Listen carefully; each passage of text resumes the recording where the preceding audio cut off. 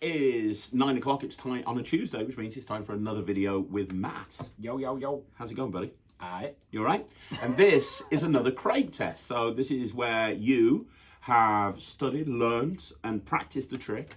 And we're going to discuss the trick and review the trick and get your opinions on it, but you're also going to try and fool me with it. Yeah. And today, you've got the packaging over there, haven't you? Today, we're looking at an old Alakazam trick called Cataclysm. Now, you know I'm all about on this channel about kind of looking at hidden gems. Yeah. This is a really old trick that came out years ago. In fact, the instructions are on a DVD. They are on a DVD. That's to dig out the PlayStation again. That's how old we're going back right now. This is worth buying just to see Peter Nardi do the tutorial, because it's Peter Nardi from like 2003 or something. He looks so different. He's got dark hair. Yeah. I remember when he looked like a mafia boss. Well, he still looks like a mafia boss, but yeah, and all the graphics and stuff that they used like 20 years ago. It's brilliant. It's like proper nostalgic blast from the past. It's worth buying it just for that. And you know what? I've never seen this. Last time I was at Alakazam, Pete said to me, "Have you seen Cataclysm?" And I was like, "No." And he said, "Take it and have a look at it. I think you'll really like it." It's kind of very mentalism I based. can't believe that this is 20 years old. I can't believe people were coming up with this kind of stuff. Is it 20 years old? Yeah, it's very old. 2000 and... Yeah, it's Brian Caswell who brought a load of stuff out through Alakazam back in the day. I haven't seen his name around for a long time, but I'm pretty sure. Oh, it might have been 2009 actually. I'm pretty sure he was the brains behind Trilogy. I'm not too sure. Yes, he is. Yeah. So Trilogy was one of Alakazam's best-selling tricks of all time. Yeah. You've got Trilogy. Yeah, he talks about Trilogy in the tutorial actually. Yeah. So, with Brian. but I've never seen Cataclysm. This is kind of during my exodus from Magic, I think, where I wasn't really looking at stuff. So I don't even know what this is. Pete said I'd like it, and I thought it would be an interesting thing to do for the mat test. Pick a kind of like a mat test, Craig test, stroke, hidden gems all in one. And it looks really cool. It does look really cool. And I've no idea what it's about. I've got no idea. So I'm interested. So bring it on, Matt. It's not really a trick, to be fair. It's more of an exercise in memory. So they kind of go through how to like memorize a deck and stuff, and like Ryan has and I haven't. Yeah, you haven't until now. Oh, really? Until now. So basically, what we've got. Because I keep telling you need to memorize a deck of cards. Yeah. Well, I did it last night. So we have a deck of cards that are well and truly shuffled. Yep. And on the back of them, they have a number on each one. Okay. Okay. So and that goes all the way through. So it teaches you how to memorize a deck of cards. So I've basically done it in a way where if you were to pick a card, I would be able to tell you what the number on the back was. Okay. So this one, number 12, that is, no, hold on, go from this side. So 3 of clubs, that is 37. 37. Queen of hearts is 21. Okay. Jack of spades, 11. Okay? Okay. So we could basically go through the entire deck, and if you pick a card, I'll be able to tell you what number's on the back of it. Okay. Interesting. So, and I was doing this last night loads of times, and I got it a bunch of times. So I want to try something a little bit different. I want to do 3. Okay. Let's do 3 in a row and see what happens. Okay? So literally any card. Okay. Obviously not one of the 3 I've just done because I know that. Yeah. Any card in the deck. Just name one. Jack of hearts. Jack of hearts. Perfect. Jack of hearts. Put it on the mat. Put it on the mat. Of course, the camera will pick it up better. Good point. Jack of hearts. There. Jack, give me a completely different card. Make it hard for me. A different card altogether. 7 of clubs. 7 of clubs. Good one. Nice. 7 of clubs is... somewhere. 7 of clubs. It's definitely in here somewhere. There has to be one. 7 of clubs. There we go. 7 of clubs. And one more. Completely different again. Just make it hard for me. Completely different. 3 of diamonds. 3 of diamonds. Amazing. 3 of diamonds. There we go. So we've got 3 cards there. And now the idea is that I should be able to delve into my memory, work out the little story that goes behind it, and work out what the number is on the back of each one of those cards. Okay. Now that would be impressive, Jack, correct? That would be impressive. Would that be impressive? Yeah, that would be good. If I'd done that. Yeah. Now, but not impossible. Not impossible, but if you only learnt it last night, very impressive. Exactly. But not impossible, but impressive. I want to try something a little bit different. Okay.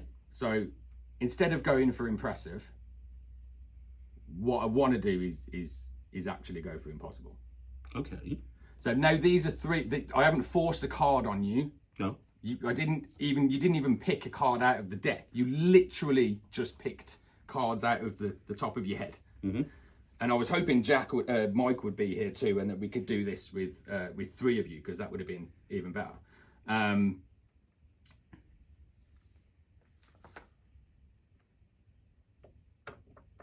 And what happened is, instead of telling you what numbers are on the back, I'm going to show you that I knew what you picked beforehand. Really? So I've got a photograph there that was taken last week in Liverpool when I went to see my brother.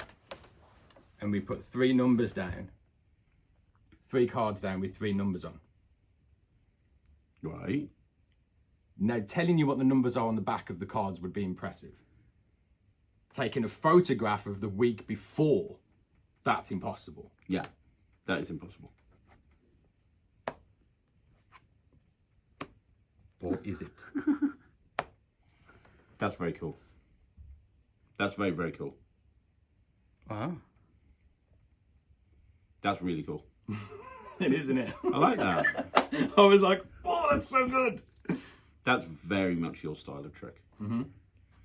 Yeah, I like that. That's cool. That's really good.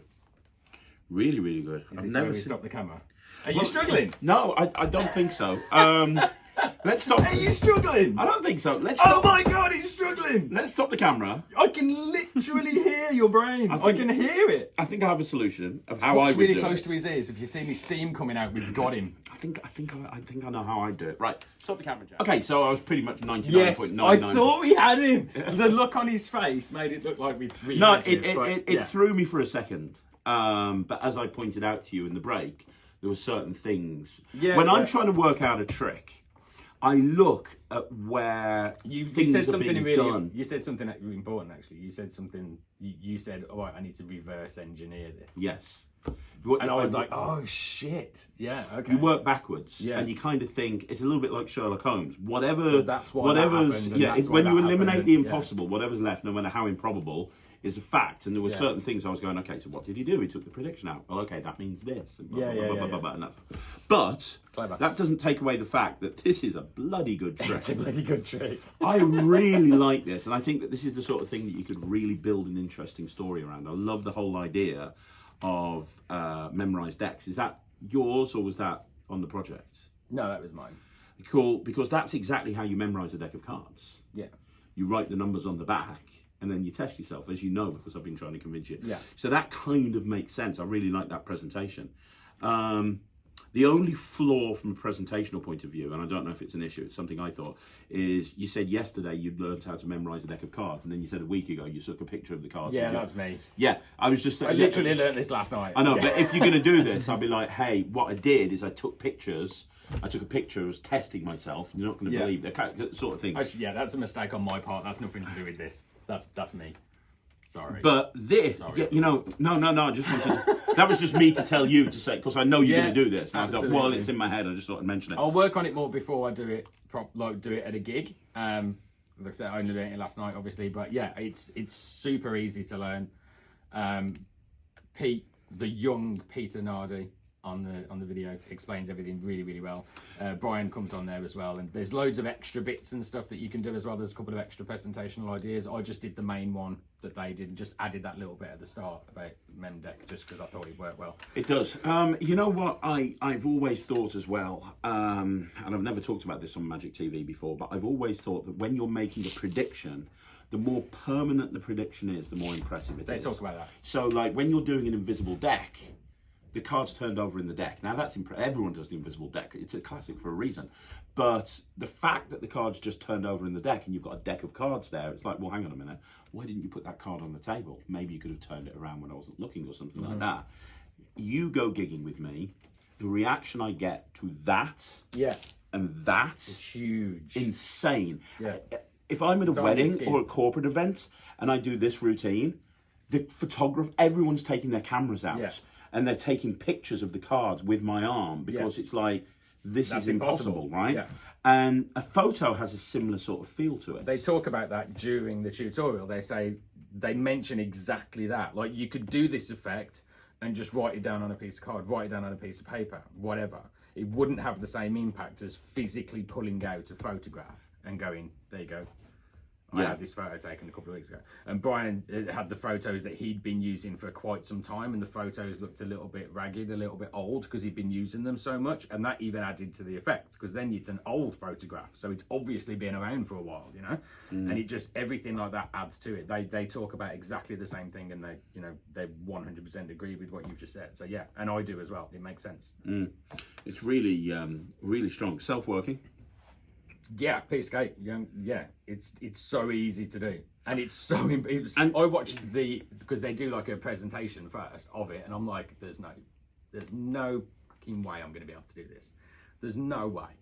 It's going to be like too much sleight of hand, moves that I don't know. It's going to take me forever, and I didn't start learning it at about 11 o'clock last night because I have got a life outside of Magic we all TV. went out for a meal. So, well, there was that as well, yeah. And then I had to do something else in between.